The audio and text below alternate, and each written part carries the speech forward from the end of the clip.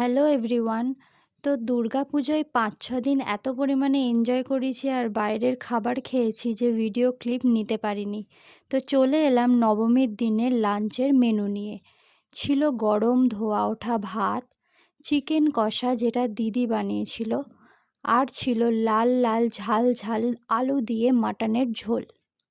চিকেনটা দিয়ে প্রথমে খেলাম। চিকেনটা গরম ছিল বলে ছাড়াতে একটু প্রবলেম হচ্ছিল, বাট খেতে খুবই টেস্টি ছিল।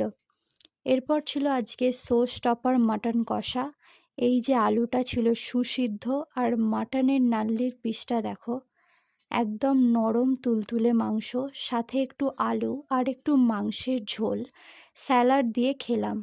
অতুলনীয় লাগছিল খেতে। এই যে ভিডিওটা এডিট করছি, আমার জিভে জল চলে আসছিল। Okay bye. ভিডিওটা ভালো লাগলে অবশ্যই একটা লাইক করে দিও আর চ্যানেলটাকেও সাবস্ক্রাইব করে পাশে থেকো।